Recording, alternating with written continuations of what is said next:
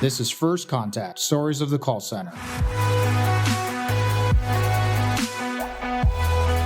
Get ready to dial into the exciting world of call centers with First Contact, Stories of the Call Center podcast.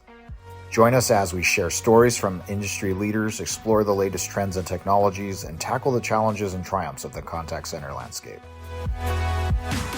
Fasten your seatbelt for a high-energy journey brought to you by Nobel Biz, the one-stop shop for all your call center needs, both in software and service.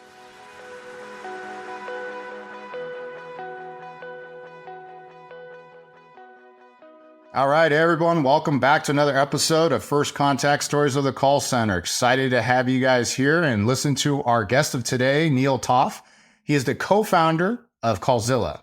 Now, if you don't know Callzilla, they are a leading full-service outsourced contact center, and they are headquartered in sunny Miramar, Florida.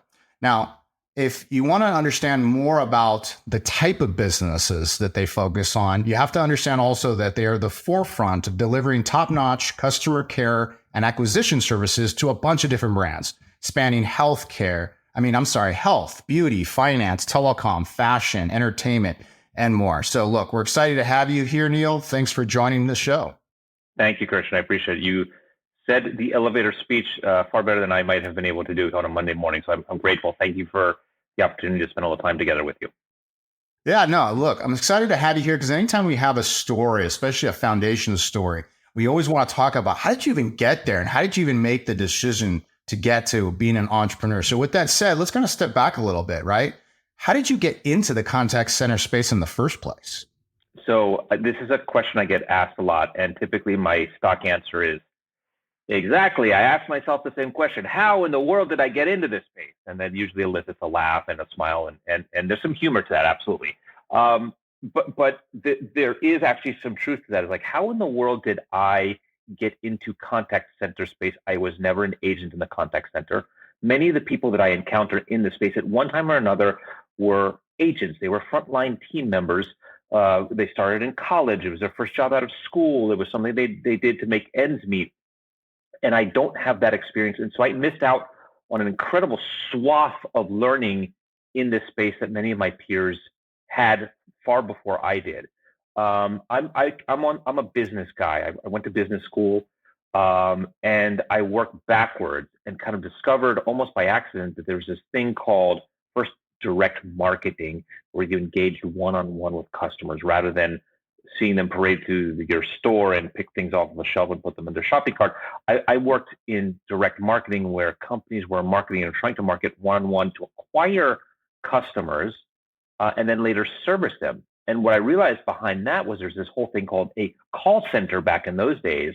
Well, the call center would actually be had a big role in helping to acquire customers, helping customers resolve questions about a purchase before they made the purchase, and then helping guide them through transaction, and then being there for them when they had a question about their purchase later on. And from the business perspective, I realized that there was tremendous opportunity in that world of contact centers and bridging technology, customers, operations, training. And I truthfully had no background in that. I was a business guy, and I started to try to understand the principles of each of those areas and take what you learned when you do an MBA and apply them in a real context. And it's been a 20 now plus year career of trying to figure that out and learn and adjust and do that every single day, because the world literally is dynamic in the contact center. That's one of the things I love about it. From literally 1 second to the next, the world can change, and you better sink or swim. You got to stay abreast of that and be at least even if not ahead of those changes. And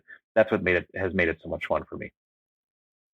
Well, that's interesting. You're right. I think there is always a story, right, where you fell into it as early job, or there was, a moment in time in which it pulled you in. And so coming from a business side of it, right, and getting pulled into it, let's now talk about a little bit about Callzilla, the foundation of it, you being a co-founder. How did you go I want to run a business. I want to be part of running a business. I want to now run a call center. Where did that go from saying, yes, I'm in the space now and I'm in direct marketing and I have this, but how did you go to all of a sudden entrepreneur and then also say, this is the industry I want to stick in? Yeah, some people are born to be entrepreneurs. I'm not certain that I was born to be an entrepreneur, but what I did was I had always had great mentors. I worked in the corporate space for a bunch of years in telecom specifically, and I always had great mentors as my bosses. And I realized and learned from them the importance of lots of different things, the use of basic math, math for business, understanding how to interact with people, both that reported to you and that you reported to, and then you had to interact with to get decisions made.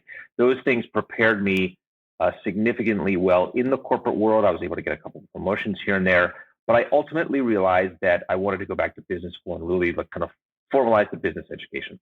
Fast forward to a bunch of things. I went and worked for a very large BPO. Was my first job out of business school with an MBA. It happened to be when I came out of business school, the world was in recession. There weren't great job opportunities, or what I had perceived as traditional great job opportunities. No one was throwing these big signing bonuses at you and rolling out the red carpet and that nonsense had dried up from the telecom boom.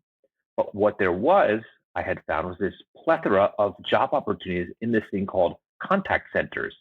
And I rolled the dice and I was headhunted. I took a job at a contact center knowing that I had no experience in it. They knew I didn't have any experience, but they thought I was smart enough for it, fortunately.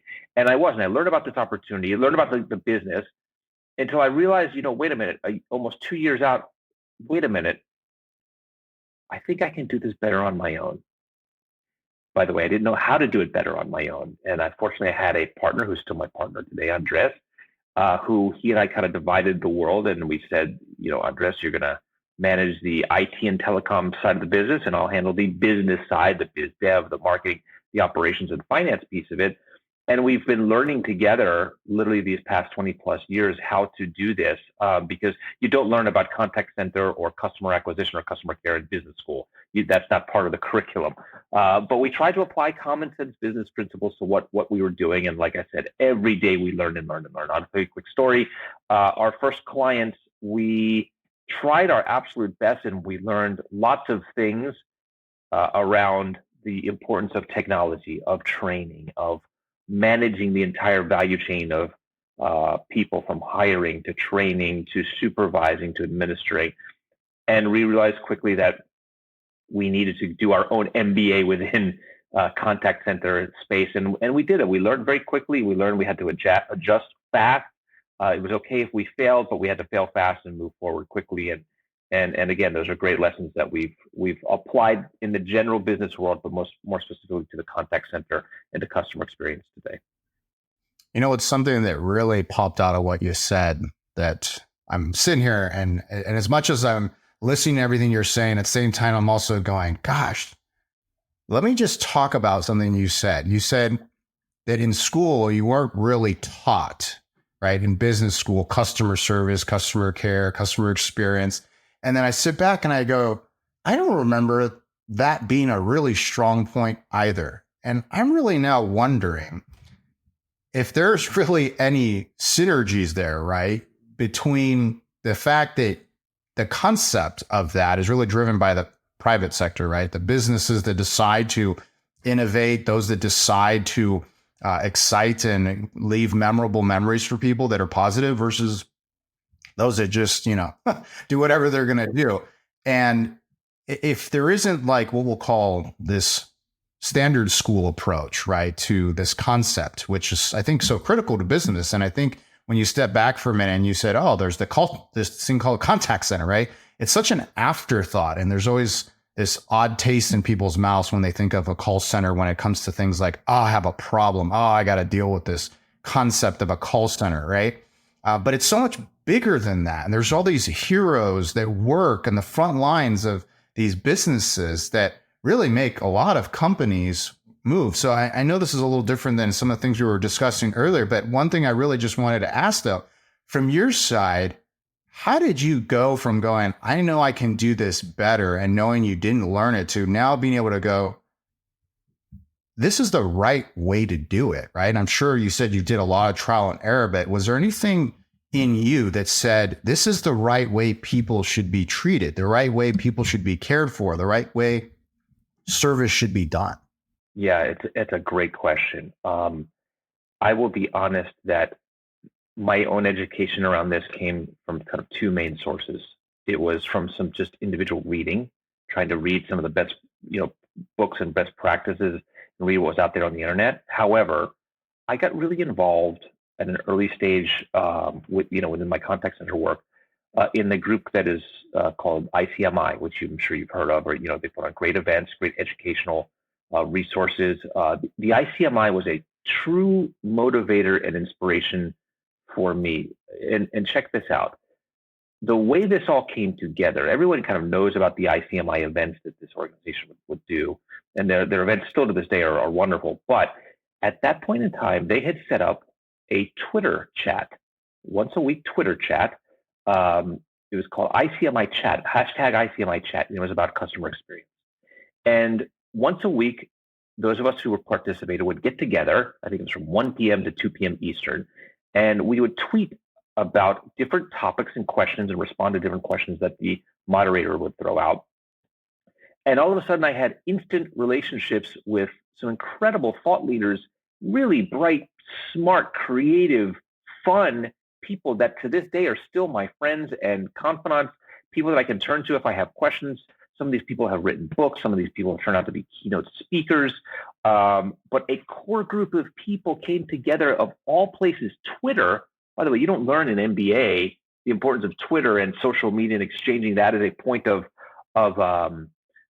learning and knowledge for your own community. But the reason I say it is it was a unique path to get answers to questions that we were all facing. And I think now LinkedIn has exploded, Twitter has exploded, all the social media networks have exploded.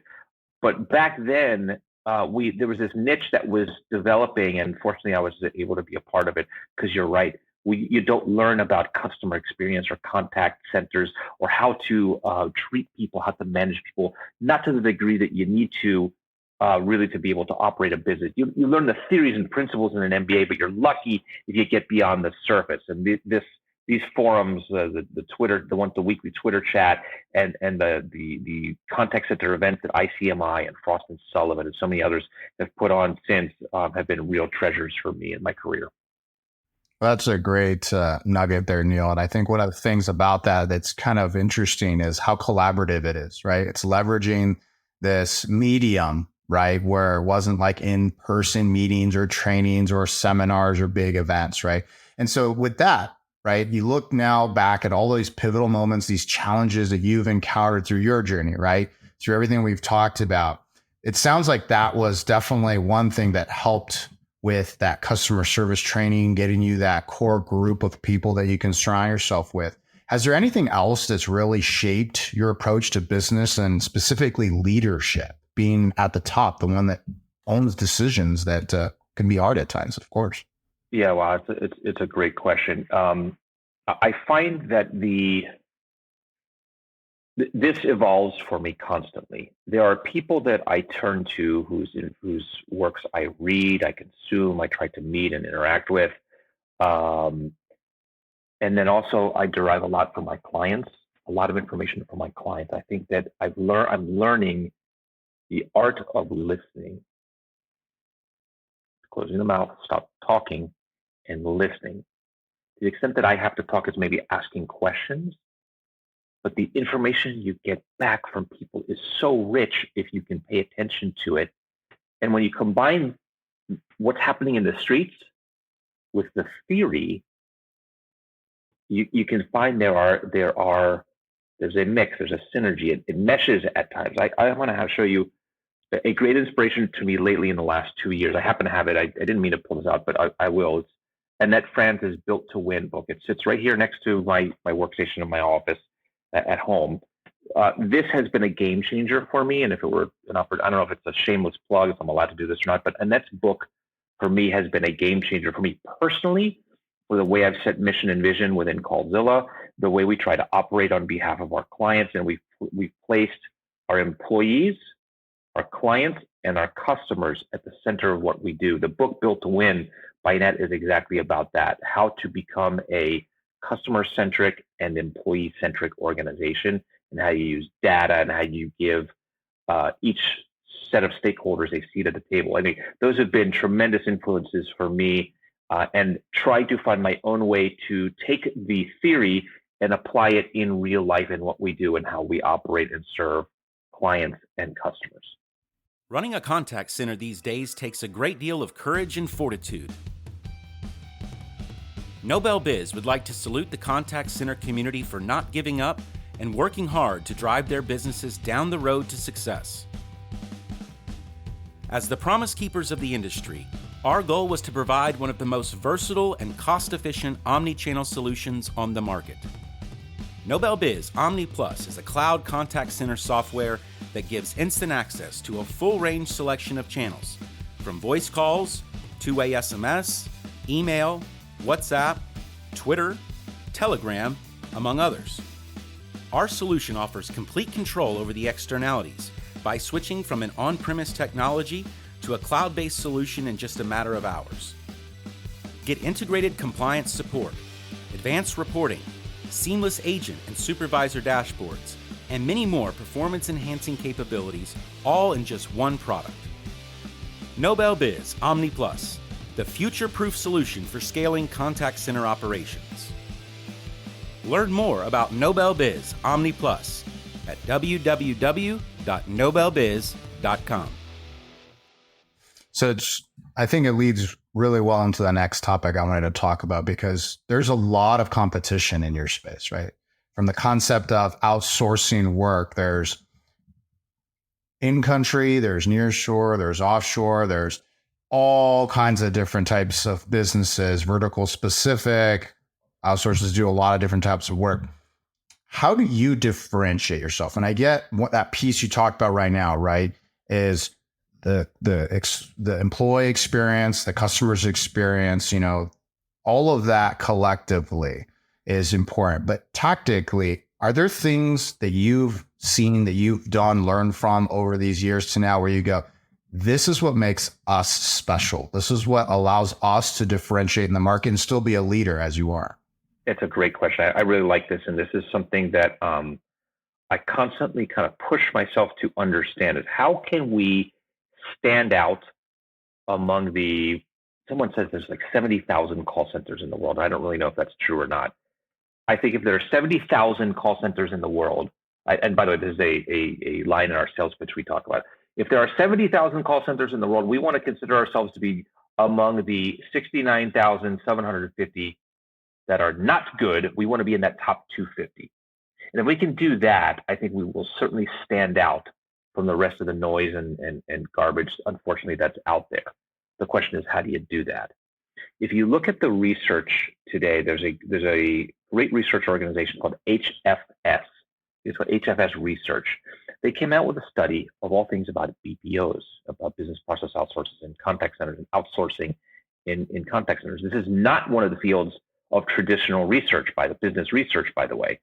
This organization has done some great research, and I don't have all that handy right here, but for me, what resonated in the most recent publication that they put out earlier in 2023 was that the BPO, or the outsourced contact center, is now being looked at by the client, by the buyer of our services, to help them work through digital transformation, change management, the traditional headaches with outsourcing, and to be the provider of many of the tools and theories and practices that the buyer or the brand typically can't or doesn't want to have to assume themselves.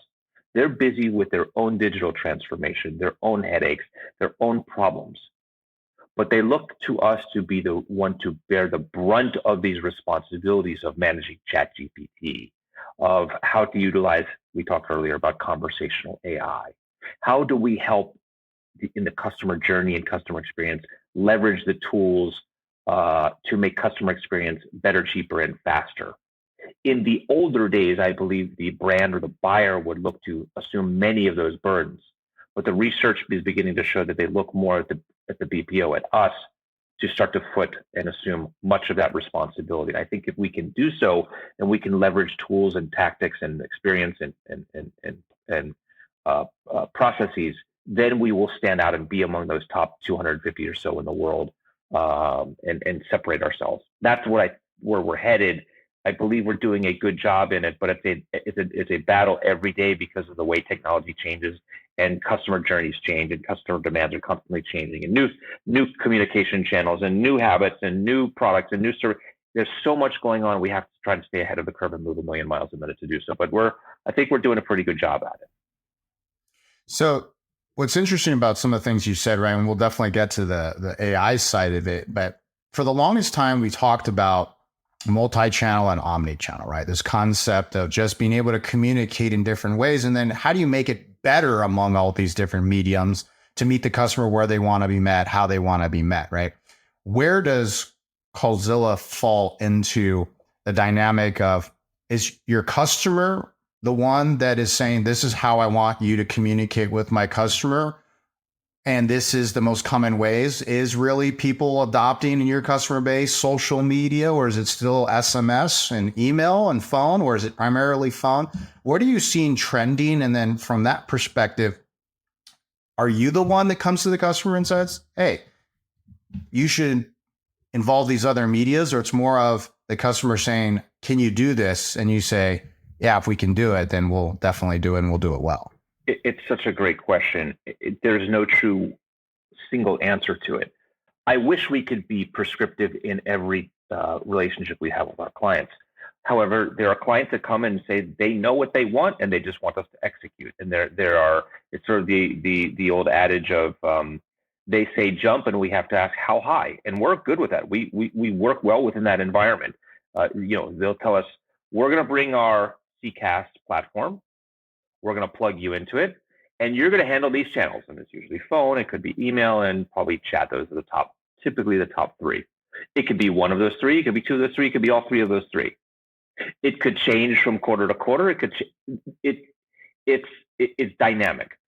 We have to be many things to many different types of clients.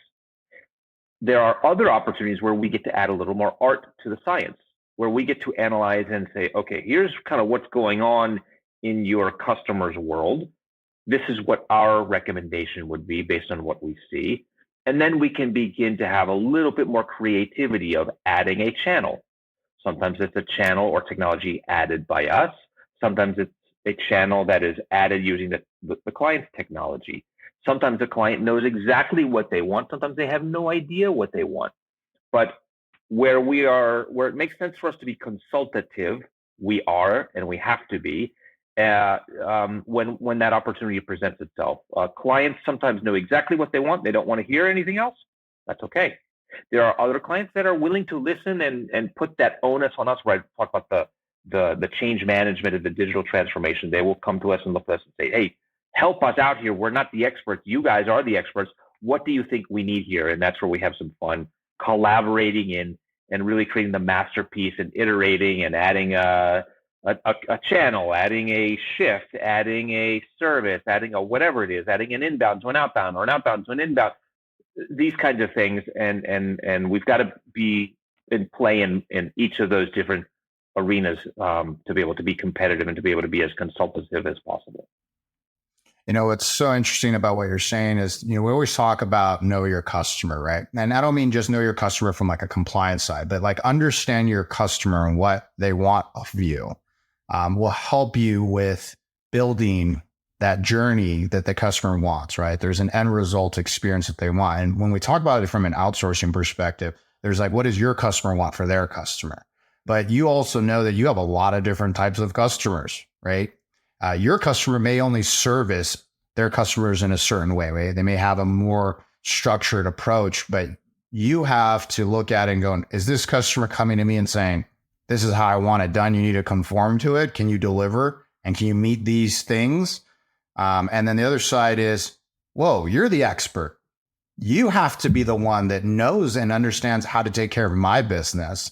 And you got to come in here and consult with that. So with that being said, we talked about earlier, the concept of return on investment. When we talk about these efforts like customer loyalty and brand perception and things of that nature, we talk about when you invest into these customer experience initiatives, when your customer does or you recommend it as that consultative side, how do you recommend that one measures that return on investment, whether you've learned it through your customers or you're trying to tell your customers, if you do these things, it could help you improve customer loyalty. It could help you improve brand perception.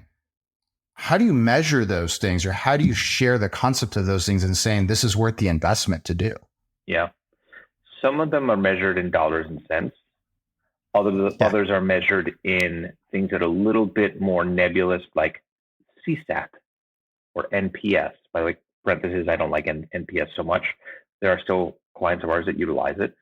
And it's up to them to determine, okay, if we get, 5 additional points out of a CSAT survey, what does that mean to us? How does that translate into return on investment? Or how does that translate into customer lifetime value? There are things that we can directly recommend that we influence and have access to. There's others that are a little bit harder to calculate, but the principle of better, cheaper, and faster are also important to notice and share. I'll give you an example. You and I, before we hit recorded, talked about conversational AI. Conversational AI means lots of things to lots of different organizations, by the way, but one of the things that we're leveraging is the use of speech and text analytics to replace traditional QA or quality assurance work. So in the old days, or some organizations still have it, they've got some people over there in the corner listening to 2% of the calls, 3% of the calls, and they make deductions that says, okay, of the calls we've listened to, our QA score is 79.86%, and that's what it is. Well, how can you really know what the heck is going on when the QA score is 79.86% and you're listening to 2 or 3% of the call? That seems to me statistically almost irrelevant, or maybe definitely irrelevant. And anyway, what is 78.76, whatever the number is, what does that even mean? There's other important metrics and ways to gauge experience, I think, outside of the traditional QA score. And that's where leveraging these new technology of speech and text analytics can really allow you to hone in and give you insights and data as to what the heck is actually happening in 100% of the interactions, not just the 2 or 3%, but 100%. And we've had a lot of fun with that. And by the way, we're using these technologies. It checks the boxes of better, cheaper, faster. You're analyzing and listening to a larger sample size. You are able to hone in on a significant wider and deeper range of data points. And you can hone in and understand what the heck is actually being said, and not trying to jam it in and fit it into a scorecard in Excel somewhere that you can't really modify. We have a lot of fun with that, especially this year and last year. I think 2024 is going to be even bigger with the usage of speech and text analytics. Well, I think now that we've opened the box, right, of conversational AI, there's definitely some stuff we want to talk about. And I think what you started with of how people are leveraging it in their QA side. So they go from 2% to now 100%. So let's kind of focus on that for a minute. Now that traditionally you take 2% and then you obviously got to go figure out who you have to coach and who you have to figure out, hey, here's the bad stuff you did. And obviously everyone has their own approach of how they leverage that information and how they build up their team, or sometimes it may not come across that way. Now that you have 100% of the data, how do you take so much data and then still be able to make it actionable? And what insights have you been able to sit there back and say, okay, now that I have a much better holistic picture of what's happening, how have you seen that help you improve performance or reduce costs outside of the fact of, yes, we get the side of you have a lot more information and you're doing it maybe with less people or different people, but how's that impacting the performance of the agents and the people that you're onboarding, whether it's new training, new staff, or it's people that have already been there? I think a chunk of it is what you just referred to is, how can you identify where an agent needs more training, or where an agent is the wrong person to be doing the job, or maybe the right person to be doing the job? So you can see where situations can get tense, where customer sentiment goes negative, and how the agent handles it. How does the agent treat the customer? How does the agent respond and hopefully resolve? Did the agent resolve? Is the agent's training or lack of training reflective in what is going on and taking place during the interaction. With the technology, you can leverage and analyze all that. By the way, one thing that I've been thinking about and what we're developing around lately is that traditionally, I believe, the QA exercise has been a gotcha exercise. It's been we're going to catch the agent screwing up. We're going to catch the agent and punish them. We're going to find where the agent is a dumbass, excuse the expression, and try to catch them and prove to them and make it a humiliating exercise for the agent and show them where they screwed up because we got it on tape and here we're going to catch them. I think that with the new technology, we need to be able to use the technology to actually leverage and analyze voice of agent as well as customer experience or voice of customer. So the exercise typically has been to see what's happening for the customer, but let's flip it and actually see what's happening for the agent. What is the agent experience? Utilizing the technology, you can start to hear what is the agent sentiment? Where is the agent demonstrating stress, fatigue, ignorance, frustration? If you can pinpoint and create data around those, all of a sudden you can improve the agent experience. You know where the difficult parts of a conversation or interaction are, not just in the agent's training, but also the tools that the agent is using. So if you can find and show data that at a specific point in a call, an agent is taking longer to respond, putting the customer on hold, not being able to resolve, the duration is longer, you can start to make determinations like, wait a minute, maybe there's a silo. Maybe the information isn't readily available. Maybe the tool or tools themselves or itself are bad or incomplete, or the training on those are incomplete. And you could start to glean insights for what the agent is going through. And all of a sudden you realize, wait a minute, this wasn't only the fact of just a bad agent. It's not just a bad agent. There's actually process and technology behind the scenes that we can also optimize and improve and fix things. And all that trickles down directly or indirectly to customer experience. So I think you have to, as we as an organization, we have to get smarter and figure out how to leverage these things, know what we can use them for, and turn it around and not just use them as a gotcha exercise, but start to point the finger at us and say, wait a minute, the tools we're providing are not adequate yet.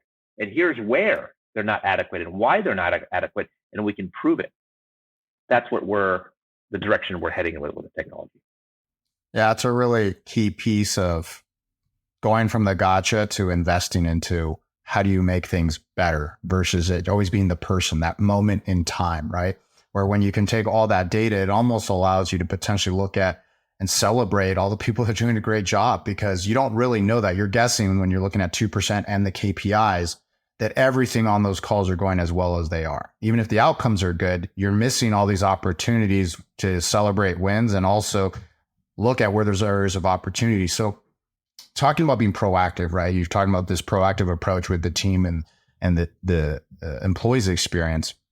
When we look back at the concepts of how you're leveraging conversational AI, are you seeing that being able to be also leveraged from a proactive customer engagement strategy?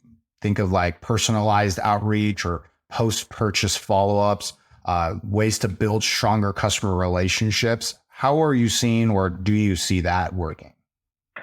I admit I'm not certain yet. These are learning points that I don't have the answer to. I wish I did. And I think the capabilities and the technology exist to be able to utilize them for those things. But I wouldn't want to lie to you and say that we figured it out and cornered the market on them, because I don't think that path is so clear yet. I think it will get there, and I think it's probably close to almost at our fingertips maybe.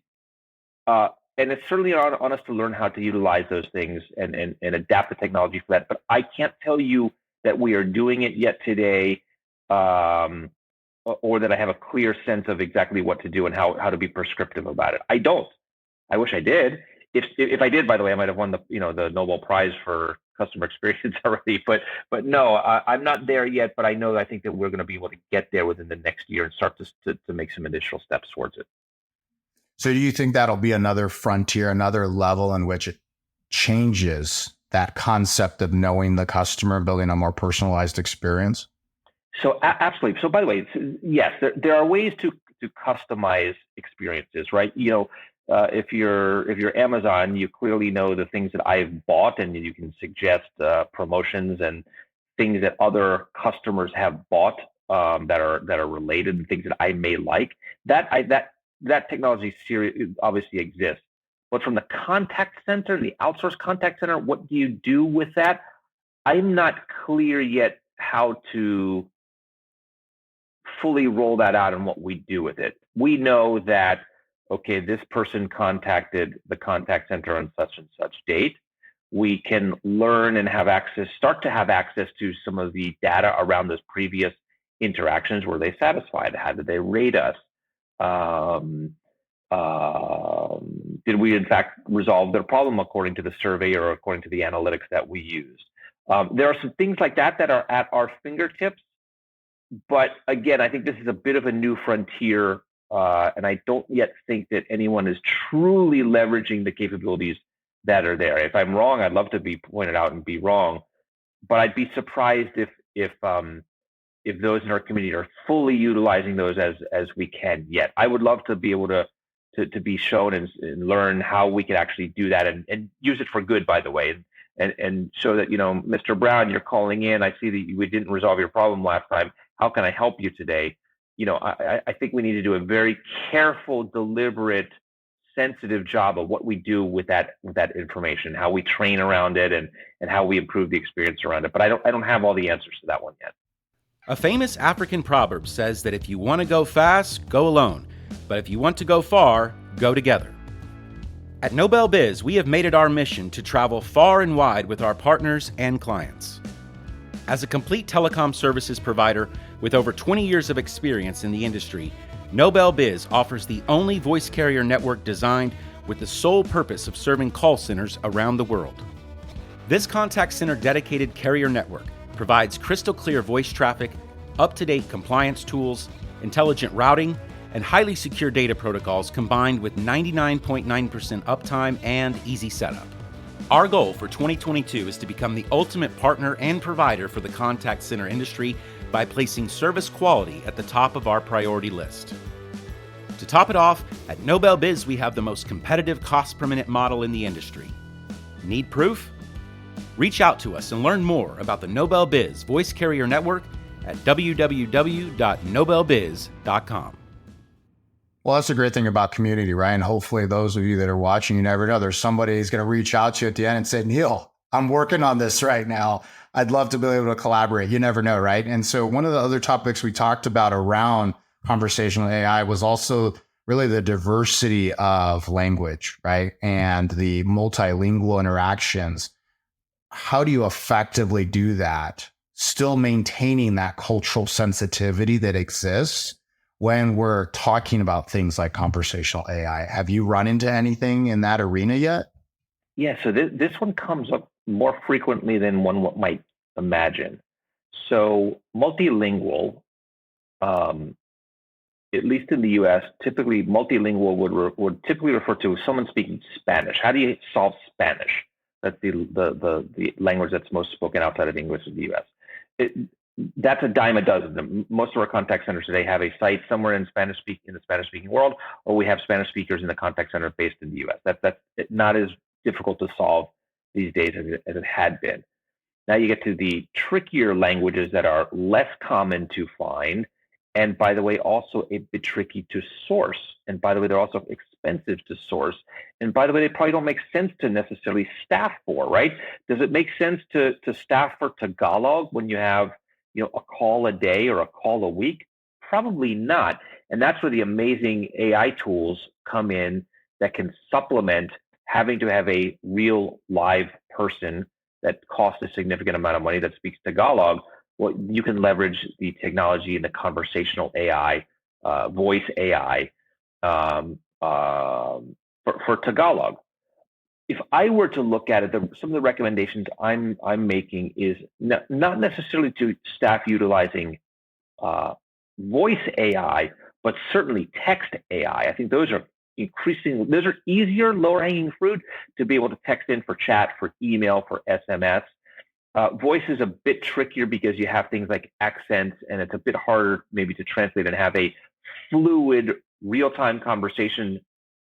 But when you're writing, you have a little bit more time, and it's a bit easier, I believe, in the experience of the customer to try to understand and appreciate that, okay, here's a message coming back to me in language.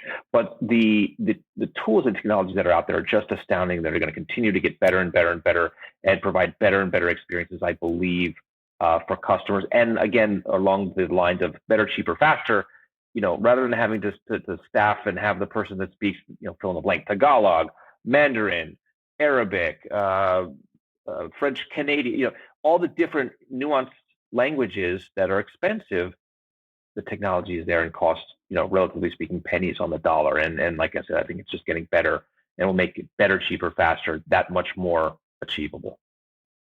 So I know you kind of said right now, voice isn't there yet, right? But we still see IVRs that were traditionally just, branching trees, so on and so forth. But now with this more advanced AI, voice aspect, in that IVR experience, that's still, even though that's that voice side, maybe eventually self-service or getting you to an agent, how do you see any considerations being taken into account, leveraging that in a way so you're still, yes, hopefully doing it better? That's, the first word, then, cheaper and so on and so forth.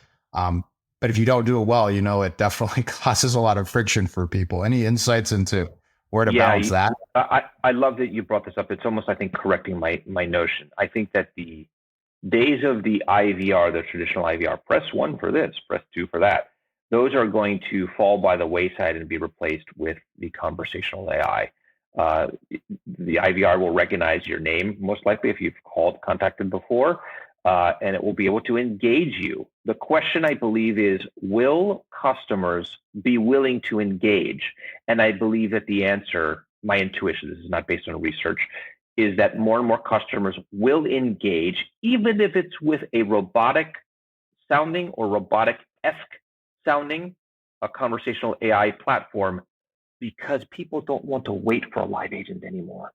I think people are willing to give the voice bot a chance, I believe, if they don't have to wait an hour on hold to get to a live person. And what I'm seeing is that the ability of the conversational AI replacing the IVR are that much more powerful, that much clearer, that much more able to resolve and have a substantive back and forth conversation. Far better experience than waiting on hold for an hour, far better experience than press 1 for this, press 2 for that, and being in a endless queue, waiting through the traditional IVR. So out of curiosity, if you had, let's say, that use case, right? You had your customers and you had 2 options, right? Option 1 is wait for the hour versus work within that conversational AI or, AI bot. You feel people would actually prefer having the bot versus waiting for the phone? Generically speaking, of course, that's dependent on the reason for the call and vertical and all that stuff. I love this question. What I don't think enough companies do is they don't explain the options. The option is, we can have an agent available in the next hour, or you can stay on the line and engage with our auto attendant or whatever. Some people name the voice bot. Stay on the line with Steve, whatever it is. And Steve can do a pretty good job of helping you. I think if you set the expectations, the customer will opt in more and more to the voice bot and be surprised that the voice bot can do significantly more and provide at least a better experience than waiting on hold, and may actually get to resolution. But I don't think the users of the voice bot are doing enough of a good job of explaining the options. They're just pounding and pushing the person right into the voice bot rather than explaining the options. Does that make sense? Nope, totally makes sense from your perspective of comparing the two, right? And so just out of curiosity, throw another little layer in there. If that hour wait was truly on hold or a queue callback, would they take the queue callback over the conversational AI, you think? So this is a good question. I was thinking about as I was listening to you on the previous question, is that's the other element is you offer a callback. And I certainly select the callback from the bank, from the airline, because I don't want to wait on hold for an hour. I think I've made a judgment call of whether I think that the reason I'm calling can be addressed by a bot, or it's better to just get a call back. I don't know the answer, but it becomes interesting if the bot is truly equipped to handle some complex stuff. Then the brand needs to offer the bot and explain, look, we believe that we can handle your questions. Yeah, I wonder if your confidence, and I don't mean you, Neal, right? But just the business that's implementing the bot has the confidence that their bot is presented properly. It is set up in a way for the customer to be as successful as possible, right? It's not been done in a poor way where, it's just going to piss a lot of people off, right? Abandon those calls, or when they finally get to an agent, they're just going to be railing on how crappy their conversational experience was. But if it was that good, and let's just forget the technical, how would you do it and if it's feasible kind of part. But if you were to say to a customer and say, when they come into that system, hey, we have a choice. You have queue call back in an hour. You can wait for an hour. You can talk to the bot. But if you choose to take the bot, we'll hold your spot in line for that hour. And if it resolves your problem, great, you leave the queue. If it doesn't resolve it, you keep your spot, and anytime you would have wasted isn't wasted out of line. Smart idea. I think it would be you'd have more people opt into the bot. Sure. There's obviously ways to convince people to say, is this worth it? But I think it's this concept of either or, right? That risk of like, well, gosh, do I risk wasting and going in this line when I should have been in that line? I don't know. So it'll be interesting to see how people leverage it. And it's a great conversation to see how you're looking at it, how you're leveraging it, and then obviously how other people will in the community will do it. So let's kind of shift to another topic real quick, right? The pandemic. When we talk about during that period of time up until now, what major stuff happened with you, with Callzilla? What happened in the business with you and your customers during that period of time? And what have you learned from that? Any big things that you learned from that? And what have you what have you done since and going forward? Thank you for the chance to talk about that. Some of the responses you won't be surprised at. We moved from a fully bricks and mortar operation to work from home. Everyone did that. Check. We checked the box. We did digital transformation. We started to utilize a significant number of tools to make experiences better, cheaper, faster. But most organizations did that as well. So I don't think we stand out necessarily from those things.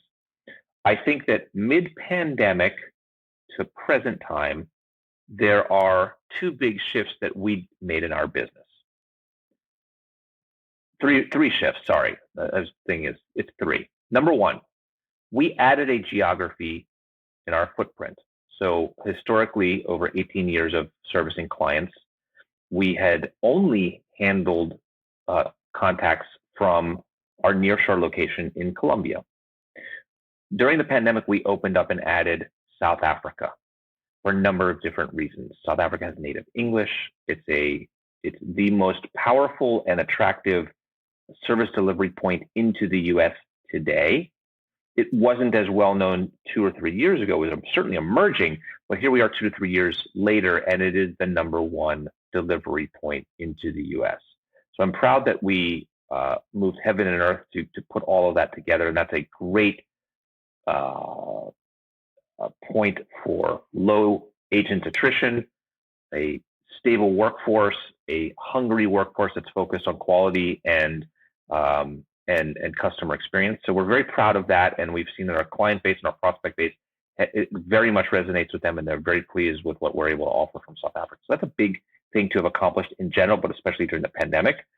And then I think another important thing, two more things. The stuff I'd already talked to you about, the change management and digital transformation and handling the data and insights and being more data-driven so that our clients can rely on us for those insights and that value-added type service. That's been a big change for us. That involves a whole significant number of things in terms of resources and technology that we've invested in, something I'm proud of. And then finally, the thing that I would talk the most about, I've hammered home and I've repeated it several times about digital transformation, and those things certainly continue. However, for us, one of the most important mind shift changes that we've made is to focus on analog transformation. Remembering that this is a people business and process business. We need to have the artists in addition to the scientists, the people, training our people, preparing them, developing them, motivating them, keeping them engaged, involving them, and giving them a seat at the table so that we can truly, really be customer-centric, client-centric, and employee-centric. When we focus on the people, then we differentiate ourselves and truly become one of those top 250 or so contact centers in the world. That's something different. Most are not doing that. They're focusing only on the technology. And we're focusing on technology. We certainly are. But if you don't have the people to operate the technology and to create the process and to service the customers and to create the designs, we're talking about design, to create the paths and designs and flows and journey mappings. You don't have the right people, forget about it. You're out of luck. We've understood that. And so we focus significantly once again on our people. So I would summarize those things. I love how you finished on the people, right? We've talked a lot about technology and we've also talked about some process. And even though we've talked about people throughout as the theme, the pieces that each of these things enable their success. But when we think about the contact center space in general, right, the volume of people that come in and out of the space, right, they go through the front line side of it, right? They've been an agent, they maybe been a supervisor at some point.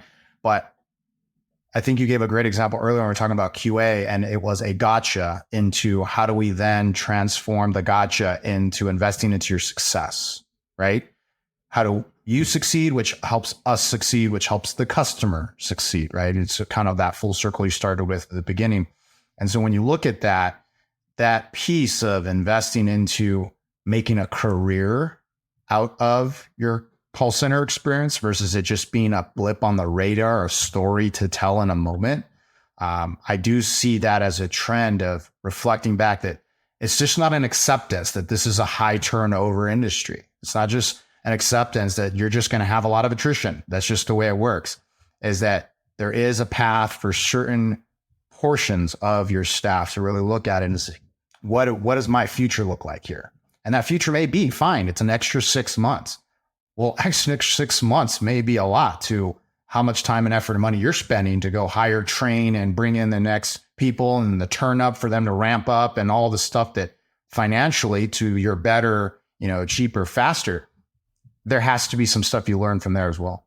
Absolutely. It costs so much effort, time, money to get somebody to walk through the door, to apply, go through the process, hire them, train them, lead them, motivate them, watch, rinse, repeat. It's not in anyone's interest to let that person go unless they have to be let go because of one reason or another. You want to get those people to stay and to perform and reach their maximum level of productivity and enjoyment and engagement. If you can do that, everybody benefits. But that's where the art also comes in, right? There's a little science, but there's a lot of art to that and trying to figure out how to do that correctly so that you can get the extra 6 months, 12 months, 18 months and beyond. It's for all of our organizations, it's hard to hire and keep good talent, but that's what we have to do to be able to survive. And the second you lose those people, man, it becomes significantly harder to get someone as good or better to walk back through the door. You don't want them to leave. Keep them as long as you can. Make them happy. Make it a lucrative experience for them because the world changed. Certainly the world changed in the pandemic and it's not easier to hire and retain anymore. Definitely. So love the conversation. And I definitely want to make sure we finish off with a little bit about you. But one thing that I think is really important from those that have listened to your story about wanting to be and aspire to be an entrepreneur, if there are others out there, whether it be into the call center space or otherwise, if they're considering to do so, is there any advice you would give them looking back and saying, I wish I would have had this advice, or this advice was critical for me when I made that decision? Yeah, wow. There's art to entrepreneurship, I think. I've been fortunate to have partnered with a person whom I trust, value, who compliments me, who I compliment. Finding people to work with as your partner, as your investor, as your advisor, as your provider, as your employee. Business is about people. Find good people. Without good people, forget about it. It makes it very, very difficult. So that's certainly one thing. Business is about people. And then the other thing I would say is it's okay to fail. Not all businesses succeed. Not all launches of products or services succeed. It's okay. Get to an MVP, minimally viable product, launch it, and start to fix it as you learn. It will be broken. The company you set up will be broken, but use the time to learn, adjust, get stronger, get better, get smarter, make changes so that you can be successful. Success doesn't come overnight. Success is a day-to-day battle. And if you have the stomach and fortitude to be able to fight that battle every day, you will be successful. But you got to have that fortitude. You got to be able to look critically at it every day and be surrounded by people that are going to give you feedback to help you out. I think those two things are really important. Your heart and your grit internally, your ability to take criticism and take failure, brush it off, move on, because you're surrounded with good people and ideas that will help you execute those ideas. I think those are the two big things that are important in hopefully being successful as an entrepreneur. Yeah, I love those two things. I mean, you used one of my favorite terms, grit. And, part of that grit is that also wiping off that dirt because you fell, you had to get back up, you found a way to get back up and you move forward. It also means that you're not alone, right? You have the right people, whether it's one partner or a group of people surrounding you that you can't do it all on your own, right? And finding where other people complement you, where you're not necessarily the best person for it, is huge. I think a lot of times, a lot of leaders early on, especially, they want to handle the world on their shoulders and it collapses underneath them. So with that said, how do you balance in your life, business, having that healthy work-life balance? What do you do to stay as an effective leader, at work, but also find that balance outside of work? It's so important. I recommend for all of us, you got to get out of the office. Go be on the street. Go smell what's going on out there in the marketplace or marketplaces that you serve. Go to the trade show. Go visit a prospect. Go visit a client. Go visit a vendor. Get out of the office. By the way, I'm a homebody. I like to be at home. I have to force myself to get the heck out of my seat and go. That helps create some balance in your work life. Go talk to people, go meet with people, go see people. Outside of work, you got to have hobbies. You got to have passion. You got to have interest. Get out of the house. Going out to eat is not a hobby. It's fun. I do it. Not a hobby. In my personal case, I like to play golf. I've been learning how to play golf over the last 5 years. At my age, it's new for me. It's not as easy. I wish I had learned as a kid, but it consumes me enough because I'm so fascinated by trying to get better and better and better. It's a little bit of competition, but it's a little bit of just kind of learning something new. And by the way, being okay with being uncomfortable, trying to learn how to hit this tiny little white speck with this metal club and trying to get the ball to go to the right place that I want it to go. That's been a challenge for me, but I've loved it. I've found in golf a hobby. For others, it's music. For others, it's the theater. It's cinema. It's arts and crafts. It's whatever it is. Find a hobby, find a passion, and do something. And I don't think you need to have 10 different ones of those. Those that have 10 hobbies, wonderful. That's wonderful. I think you need to have at least one that you can look forward to and distract you and occupy your mind on something else. And by the way, I think reading is really important. Whether you read a print version of a book or a digital online, I don't think it matters. Reading, you got to read. I wish I did more reading. I need to create more time for myself to read, but that's an important part, I think, for all of us to be able to create a balance and keep learning. Keep the learning on, as Roy Atkinson says. KTLO, I think is the expression. Keep the learning on. Oh, great stuff. Look, Neal, there's going to be people that want to connect with you or want to know more about Callzilla. How do they go about doing that? So the website is simple, callzilla.cx. Follow us on LinkedIn. We have a decent presence on LinkedIn, trying to update and share stories. I think that's another important thing I learned during the pandemic, by the way, is the importance of sharing and telling stories. We try to tell our stories as much as we can on LinkedIn. Hopefully they're good stories. I think the stories that people like about our people and why we're different and the cool stuff that we're doing. Those two are the great places to find us. I'm on LinkedIn. I know when this is published, you'll see my name in there and tag me. By all means, I accept all invitations. Love to connect with people on LinkedIn. I interact in different groups, and simply message me. It's easy to find me that way. Yeah, you never know. There may be someone out there saying, I'm already doing, or I'm working on the outreach, proactive, conversational stuff, and they'll connect with you. Well, look, thanks so much for joining. It was a great conversation. That wraps up another episode of First Contact Stories of the Call Center. Now, look, for those of you who want to stay tuned, please subscribe. That way you can see what's going on. Give us a share or review with your friends and colleagues. Thanks so much for joining, Neal. Thanks, everybody, for listening. Thank you for joining me in this episode. If you're loving the content, make sure to hit that subscribe button on your YouTube channel for exclusive clips, webinars, workshops, and bonus materials. And if you're an Apple iTunes listener, we'd greatly appreciate a 5-star rating and review to help spread the word. On our YouTube page, you can also leave us feedback, comments, and suggest future guests that you'd like to hear from. For even more valuable insights and information on the call center world, visit nobelbiz.com and access our on-demand webinars. I'm Christian Montez, and thank you for tuning in to another episode of First Contact Podcast. Stay with us for the next exciting chapter.